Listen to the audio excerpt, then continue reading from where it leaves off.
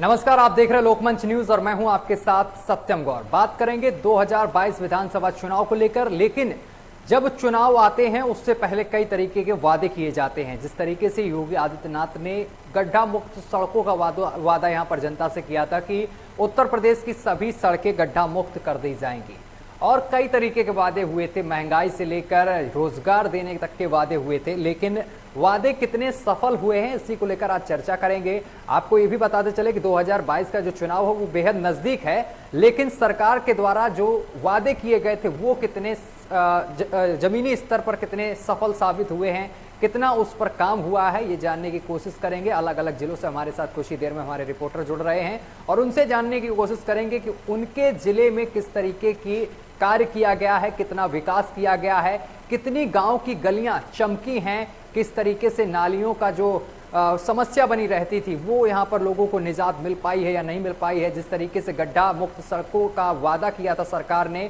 वो कहाँ तक पूरा होता हुआ दिखाई दे रहा है। इन सभी चीज़ों पर चर्चा करेंगे, बातचीत करेंगे। अलग अलग जिलों से हमारे साथ कुछ ही देर में रिपोर्टर जुड़ेंगे। सबसे आपका परिचय करा दें, हमारे साथ झांसी से राजीव जुड़ गए हैं और इसी के साथ विकास हमारे साथ जुड़ गए हैं। विकास, बहुत बहुत स्वागत है आपका। आजमगढ़ से हमारे साथ विकास जुड़े हैं। धर्मेंद्र हमारे साथ जुड़ गए हैं और धर्मेंद्र वाराणसी से हमारे साथ सीधे जुड़े हैं। सबसे पहले वाराणसी चलेंगे क्योंकि प्रधानमंत्री नरेंद्र मोदी का संसदीय क्षेत्र है वाराणसी, और हमारे साथ धर्मेंद्र जुड़े हुए हैं वहाँ से।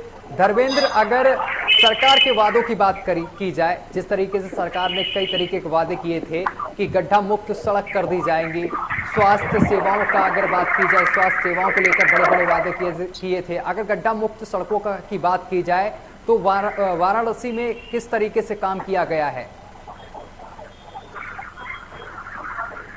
धर्मेंद्र, आवाज पहुंच रही है आप तक? राजीव, आप तक आवाज पहुंच पा रही है?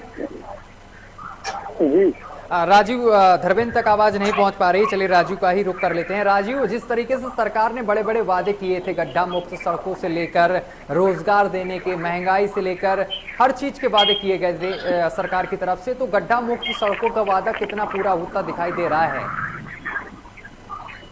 जी, आपको बताएं 4.5 साल सरकार के होने को है और कुछ ही समय में विधानसभा चुनाव के लिए बिगुल बज रहा है जी। लेकिन जिस तरीके से सरकार ने वादे किए थे और सरकार ने कहा था कि हमारी सरकार आते ही, बीजेपी ने कहा था हमारी सरकार आते ही हम तमाम प्रकार के जो है वादे पूरे करेंगे, सड़कों को बनवाएंगे, इसके अलावा ग्रामीण क्षेत्रों में स्वास्थ्य सेवाएं अच्छी करेंगे, लेकिन ऐसा कहीं कुछ होता नजर नहीं दिखाई दे रहा है। आप बात करें सड़कों की, तो सड़कों की झांसी जिले में ग्रामीण क्षेत्रों में इतनी बेहद दुर्दशा है कि सिंगल सड़कों पर निकलना बेहद ही दुखदायी है। तमाम लोग एक्सीडेंट होते हैं, तमाम लोग रोज गिरते हैं और इसको लेकर तमाम ग्रामीण ज्ञापन भी दे चुके हैं, लेकिन ऐसा कहीं कुछ नहीं हो रहा है। 4.5 साल हो गए हैं।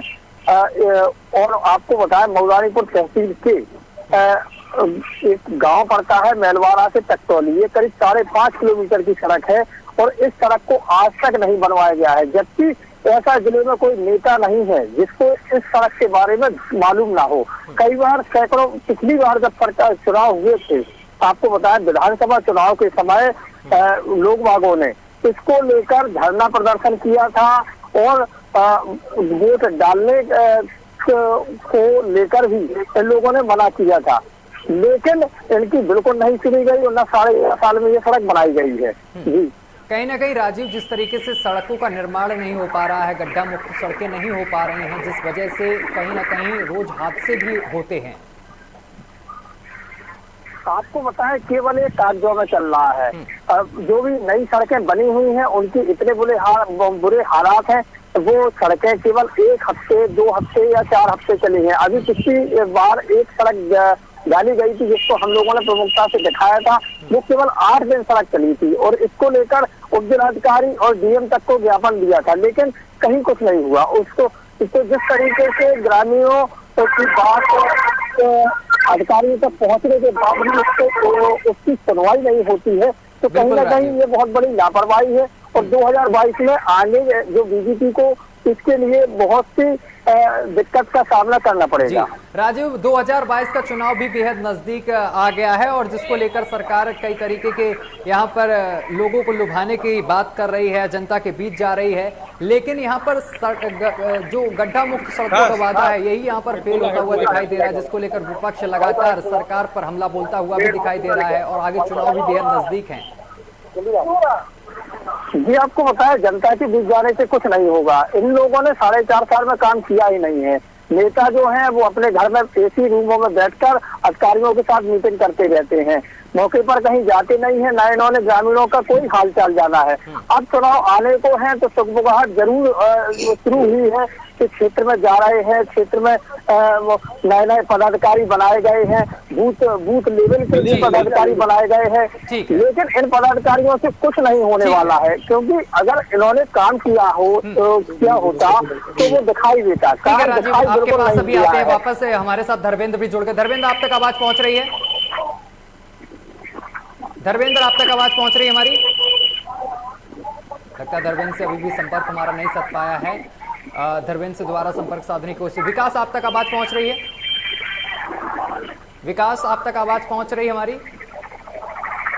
विकास से भी संपर्क नहीं साध पा रहा है, एक बार फिर से संपर्क साधने की कोशिश करेंगे। तो राजीव, जिस तरीके से सरकार ने कई तरीके के वादे किए गए थे और इसके साथ ही प्रधानमंत्री आवास योजना के तहत जो लाभार्थी हैं उनको यहाँ पर आवास देने की भी बात की गई थी, लेकिन इसको लेकर भी कई जिलों से धांधली की खबर सामने निकल कर आ रही है, जिसमें कि ये सामने निकल कर आ रहा है कि आवास के नाम पर यहाँ पर ग्राम प्रधान हो गए, ये लोगों से पैसे वसूलते हुए नजर आते हैं। राजीव,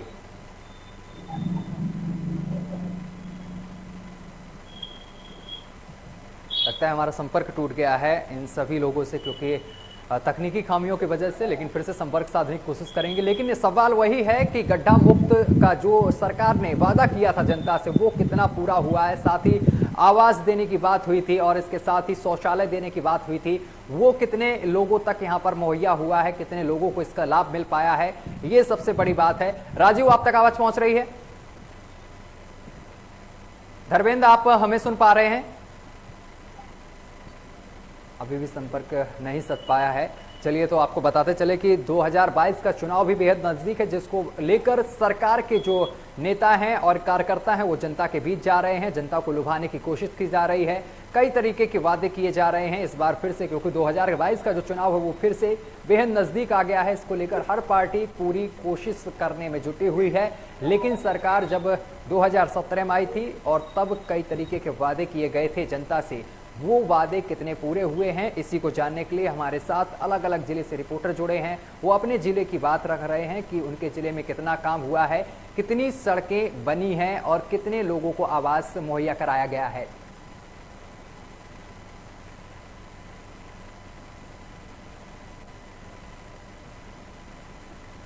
और सीएम योगी के आदेश की कितनी यहाँ पर असर देखने को मिल रहा है। जिस तरीके से सीएम योगी आदित्यनाथ कई तरीके का आदेश देते रहते हैं, स्वास्थ्य हो या फिर गड्ढा मुक्त सड़कों को लेकर हो, हर तरीके को लेकर वो आदेश देते रहते हैं, लेकिन अधिकारी कितना काम कर रहे हैं ये देखना बेहद जरूरी है कि किन जिलों में कितना विकास हुआ है, क्या ग्राम प्रधानों ने अपने गांवों का विकास किया है, नालियों और सड़कों को बनवाया है, या फिर ग्राम प्रधानों ने खुद अपना ही विकास कर लिया है। ये जानना बेहद जरूरी है, क्योंकि हर जिले से और जिलों में जो गांव हैं वहां से कई तरीके की खबरें सामने निकल कर आती हैं कि गांव में जो ग्राम प्रधान है, जिस तरीके से प्रधानमंत्री आवास योजना के तहत लोग जो लाभार्थी लोग हैं उनको घर यहाँ पर मुहैया कराया जाता, लेकिन उन लोगों को घर नहीं मिल पाता है, क्योंकि ग्राम प्रधान यहाँ पर पैसे की वसूली करते हैं, जिस वजह से पात्र जो लोग हैं उनको आवास नहीं मिल पाता है। जो अपात्र होते हैं उनको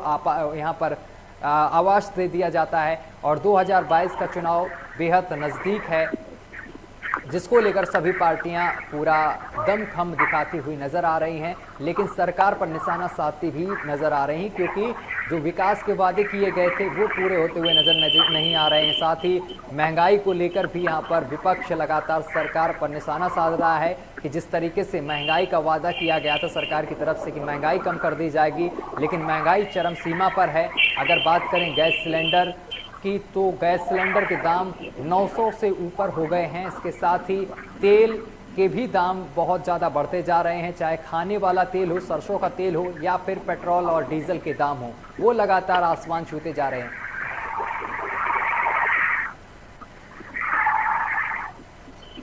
तो एक बार फिर से हमारे साथ संवाददाता जुड़ गए हैं। धर्मेंद्र, आप तक आवाज पहुंच रही है हमारी? फिर आवाज आ रही है जी। धर्मेंद्र, जिस तरीके से सरकार जब आई सत्ता में तो बड़े बड़े वादे किए गए थे कि गड्ढा मुक्त सड़क कर दी जाएगी, सड़कें नई बना दी जाएंगी, रफ्तार से गाड़ियां दौड़ेंगी। लेकिन अगर हम वाराणसी की बात करें और प्रधानमंत्री का संसदीय क्षेत्र भी है वाराणसी, कितना विकास हुआ वहां पर? धर्मेंद्र, आवाज पहुंच रही है धर्मेंद्र आपको? बाहरी आवाज आ रही है? हाँ, क्लियर आवाज नहीं आ रही है। क्लियर आवाज नहीं पहुंच पा रही है धर्मेंद्र को, एक बार फिर से संपर्क साधेंगे। राजीव, आप तक आवाज पहुंच रही है? जी राजीव, जिस तरीके से सरकार ने तरह तरह के वादे किए थे जनता से, लेकिन वो वादे कहीं ना कहीं पूरे होते हुए नजर नहीं आ रहे हैं, तो 2022 का चुनाव भी बेहद नजदीक है। क्या लगता है 2022 के चुनाव में यहाँ पर सरकार को जिस तरीके से जनता नाराज है, इसका खामियाजा भुगतना पड़ सकता है क्या? जी, निश्चित सी बात है। 2022 में जिस प्रकार से इन लोगों ने वादे किए थे, जनता के बीच गए थे और इन्हें भारी बहुमत से जनता ने जिताया था, लेकिन इसके बावजूद इन लोगों ने धरातल पर उतने काम नहीं किए जितने होने चाहिए। ये अपने गिनती को गिनाते रहते हैं, लेकिन सारे काम कागजों में हुए हैं और जनता भी आने वाले चुनाव में इसके लिए बिल्कुल बैठी हुई है और 2022 में इसका जवाब जनता जरूर देगी। आप बात करें महंगाई में, तो खाने के तेल में इतनी महंगाई हो गई है कि करीब 200-220 रुपए किलो लीटर प्रति लीटर तेल बिक रहा है और इसके अलावा रिफाइंड भी महंगा हो गया है। इसके अलावा तमाम जो चीजें हैं वो सब महंगी हो रही हैं, गैस भी महंगी हो गई है। तो इसको लेकर जहां एक और तमाम जो लोगबाग हैं उन्होंने सोचा था कि बीजेपी सरकार आएगी और हम लोगों को सस्ता होगा, सस्ता सामान मिलेगा, लेकिन ऐसा कहीं कुछ नहीं किया है इन लोगों ने और महंगाई चरम पर है। राजीव, जिस तरीके से सरकार आने से पहले जनता के लिए बहुत सारी आशाएं थी, बहुत उम्मीदें सरकार से लगाई थी जनता ने, लेकिन वो जनता की जो उम्मीदें थी कहीं ना कहीं विफल साबित हुई क्या?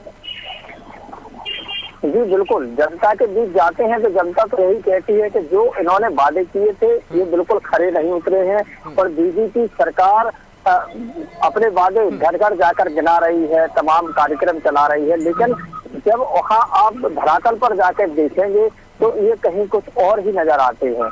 आप सड़कों की दुर्दशा देख लीजिए, ग्रामीण क्षेत्रों में ग्रामीण क्षेत्रों में नालियों गंदगी इतनी है। अभी बीच में आपका ये कोरोना के बाद जिस तरीके से डेंगू और मलेरिया आया था तो इससे और अभी चल भी रहा है, वायरल भी चल रहा है, लेकिन गांव में ना तो कोई छिड़काव हुए हैं, केवल कागजी रूप में दवाएं और ये सब आवंटित हो रहा है। तो इसको लेकर जितनी धांधली मची हुई है, इसको लेकर ग्रामीण और जो क्षेत्र के लोगबाग हैं उनमें काफी रोष है। विकास, आप तक आवाज पहुंच रही है हमारी? विकास, सुन पा रहे हैं हमें? विकास, आप तक आवाज पहुंच पा रही है क्या हमारी? धर्मेंद्र, आप सुन पा रहे हैं हमें? आवाज सर आ रही है लेकिन क्लियर नहीं आ रही सर, काफी आवाज हल्ला, काफी गाड़ियों की आवाज आ रही है। ठीक है, थोड़ा सुनने की कोशिश करिए। धर्मेंद्र, जिस तरीके से सरकार ने विकास के कई वादे किए थे वो क्या पूरे होते हुए नजर आ रहे हैं? जिस तरीके से गड्ढा मुक्त का वादा किया था, सड़क गड्ढा मुक्त हो जाएगी, तो क्या वहां की सड़कें, जो वाराणसी की सड़कें हैं, वो गड्ढा मुक्त हुई हैं? आवाज सर क्लियर नहीं आ रही है। चलिए कोई बात नहीं, पीसीआर एक बार चेक करिए कहां पर गलती आ रही है, तो एक बार आवाज क्लियर करिए। धर्मेंद्र से हमारा संपर्क नहीं सध पा रहा है, विकास से भी नहीं सध पा रहा है। चलिए राजीव, आवाज बाहरी आ रही है? राजीव, जिस तरीके से वगैरह की, अगर यहाँ पर जो गरीब लोग हैं, जो पात्र, जिनको आवाज दिया जाना चाहिए, यहाँ पर आवाज भी मुहैया नहीं हो पा रहा है, ये बात सामने निकल कर आ रही है। जो अपात्र लोग हैं उनको पात्र बनाया जा रहा है, ये कहाँ तक सच है? जी बिल्कुल, ये बात 100% सच है कि ग्रामीण क्षेत्रों में जो अपात्र होते हैं उनको पूरी सुविधाएं मिलती हैं और जो पात्र लोग होते हैं वो जगह जगह भटक रहे हैं, ना तो उनके पास राशन कार्ड होते हैं, ना उनके पास आवास होते हैं। आप धरातल पर जाकर देखेंगे तो ये सब अधिकारियों की कारगुजारी होती है। अधिकारी मिले होते हैं, प्रधानों के साथ इनका सिस्टम होता है, और जहाँ उनका सिस्टम बन जाता है इससे भी काफी लूट सकूट मची हुई है। ग्रामीण क्षेत्रों में जितने भी काम आते हैं उनमें इतनी कमीशन बाजी है कि जो गरीब व्यक्ति होता है ना तो वो कमीशन दे पाता है और ना वो बार बार जाकर अधिकारियों के कार्यालय जाकर चक्कर काट पाता है, जिसको लेकर ना तो मौके पर सरकार जो अधिकारी हैं वो कभी संज्ञान में लेते हैं, और ना ही जो ग्राम प्रधान बन जाते हैं ना तो वो कभी ये सोचते हैं कि जो पात्र लोग हैं उनको आवास मिल जाए, उनको राशन मिल जाए। और इसको लेकर तमाम बार शिकायतें भी होती हैं, लेकिन अब कहीं कुछ नहीं होता है। बिल्कुल मुंह बंद किए हुए अधिकारी बैठे हुए, अगर घूस दी जाती है तभी काम होता है, और अगर घूस नहीं दी जाती है तो काम बिल्कुल नहीं होते हैं।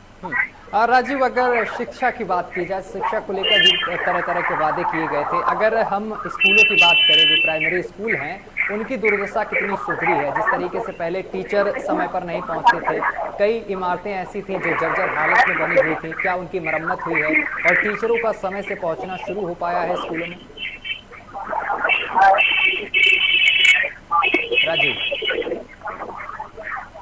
राजीव, आवाज पहुंच रही है आप तक? ये दोबारा क्वेश्चन दोहरा दीजिए। राजीव, जिस तरीके से शिक्षा के क्षेत्र में भी सरकार ने बड़े बड़े वादे किए थे, शिक्षा को चुस्त दुरुस्त करने के, समय पर टीचर नहीं पहुंचते थे, तो यहाँ पर टीचरों को भी यहाँ पर सख्त हिदायत दी थी सरकार ने कि समय से आप स्कूल में पहुंचे। और इसके साथ ही जो जर्जर इमारतें थीं, और साथ ही जो अगर खाने पीने की बात की जाए, जो बच्चों को खाना मुहैया कराया जाता था, इसमें भी कई तरीके की दिक्कतें सामने निकल कर आती थी। ये माना जाता था कई जगह प्राइमरी स्कूलों में बच्चों से बर्तन भी मजमाने की तस्वीरें सामने निकल कर आई हैं। क्या इन सब चीजों में अब सुधार आया है? ये आपको बताएं, सुधार तो ठीक है, विद्यालय अभी खुले हैं, स्वास्थ्य और शिक्षा जो महत्वपूर्ण विषय है, लेकिन यहाँ पर आपको बताएं कि शिक्षा की जो बात है, शिक्षा को लेकर लगातार सरकार कहती है कि हमारे कई कार्यक्रम चल रहे हैं, हम कायदे की शिक्षा बच्चों को दिलाएंगे, और विद्यालय में जो अध्यापक हैं वो समय पर पहुंच रहे हैं, लेकिन ना तो अध्यापक समय पर पहुंचते, विद्यालय बच्चे पहले पहुंच जाते हैं, अध्यापक बाद में आते हैं, और विद्यालय में बच्चों से ही झाड़ू लगवाई जाती है। कई विद्यालय ऐसे हैं, सामने फोटो उनकी तस्वीरें आ चुकी हैं, फोटो कई बार किसी ने खींची है, वो वायरल हुई है, लेकिन इस पर ना तो जो अधिकारी हैं वो संज्ञान में लेते हैं, और ना कोई अध्यापक जितने भी होते हैं ना तो उन पर कार्रवाई होती है। अध्यापक बढ़िया अपने एसी कार से आते हैं और 2-3-4 घंटे आराम करके चले जाते हैं, पढ़ाई हो या ना हो, 60,000 रुपए सैलरी मिलती है। तो ये सब कागजों में ही चल रहा है। खाना के लिए आपको बताएं, जो वहाँ पर भोजन बनता है, 300 बच्चों का भोजन बनता है विद्यालय में, और बच्चे केवल 20 या 30 आते हैं। मौके पर जाकर आप देखें तो जिस दिन जाते हैं उस दिन यही कहते हैं कि आज बच्चे कम आए हैं। तो ये सब कुछ कहीं ना कहीं जितनी भी जगह है हर जगह लूट सपूत मची हुई है, और इसको लेकर अधिकारी कभी मौके पर नहीं जाते हैं। अधिकारी भी जो होते हैं जिले के, उनका भी सिस्टम बना होता है, और मंथली महीने में जो टीचर होते हैं उनको उनका सुविधा शुल्क देकर और वो आराम करवा रहे हैं। जी विकास, आप तक आवाज पहुंच रही है अब हमारी? विकास, आवाज आ रही है आप तक? धर्मेंद्र, आप सुन पा रहे हैं क्या मुझे? चलिए राजीव, जिस तरीके से अपराध को लेकर तमाम तरीके के वादे किए गए थे सरकार की तरफ से कि अपराध मुक्त उत्तर प्रदेश हो जाएगा, जिस तरीके से गड्ढा मुक्त की बात की गई थी उसी तरीके से अपराध मुक्त की भी बात की गई थी सरकार की तरफ से, और साथ ही उन्होंने ये कहा था कि अपराधी या तो अपराध करना छोड़ दें या फिर उत्तर प्रदेश छोड़ दें। ये बात कितनी सत्य होती दिखाई दे रही है? इसके साथ ही उन्होंने ये भी कहा था कि उत्तर प्रदेश की जो महिलाएं हैं वो अपने आप को अब सुरक्षित महसूस कर रही हैं। राजीव जी, आपको बताएं कि जो अपराध के लिए आप क्या बात कही है, तो अपराध में तो थोड़ी बहुत गिरावट आई है, और अपराध झांसी जिले की बात करें तो कहीं ना कहीं पुलिस यहाँ पर चौकस है, जो अपराध घटे हुए हैं, ये तो बात निश्चित है। अपराध के मामले में अपराधियों पर नकेल जरूर कसी गई है, और सरकार के द्वारा जिसको लेकर आमजन खुश है। इसमें तो इस कम से कम बीजेपी सरकार की सराहना होती रहती है।